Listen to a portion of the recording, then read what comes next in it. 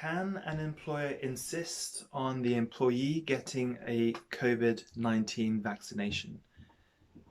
In terms of what an employer can or can't make an employee do, it really depends. And the same answer goes with this question. Clearly, asking an employee to keep within the standard COVID-19 regulations, which, for example, at this point might be wearing a mask in the office or in the workplace, or keeping within a standard social distancing of 1 to 2 meters, is more reasonable than asking them, as a blanket rule, to insert something external into their own body. And such was the case in a matter of Kubilius and Kent Foods, and in that particular case, just very briefly, it was found that the claimant was fairly dismissed where he did not keep up or agree or adhere to the regulations at the time, and in his case it was wearing a mask. Irrespective of what his views were, the tribunal found that it was a reasonable request to ask him to wear a mask while carrying out his duties in the workplace. Now, suffice to say, asking an employee to wear a mask is very different to asking or requesting and requiring them to insert some external body into their own body. Concerning the vaccination, the Parliamentary Assembly of the Council of Europe, which is different to the European Union, so the former body is that which oversees the European Convention on Human Rights, that particular body gave an advisory statement in January 2021, pretty much just saying that the vaccination should not be mandatory and that individuals should not be discriminated if they, for whatever reason, refuse to take the vaccine. That resolution, while it's not binding on the UK, is quite clearly still illustrates that there is a human rights issue at hand here. And in most human rights cases, there is a balance to be struck.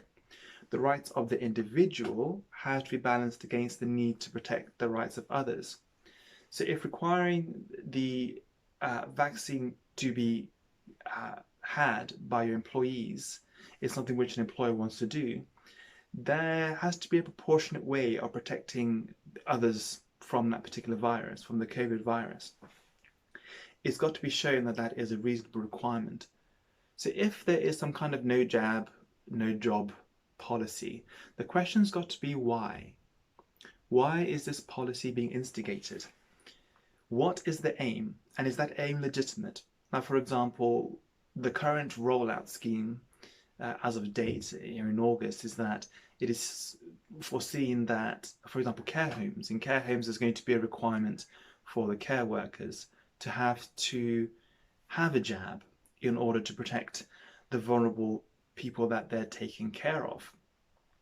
Admittedly, while it can be difficult for some people to wrap their head around that, the requirement for the staff members to have that, it is currently seen as a proportionate and legitimate balance here, that the staff have that.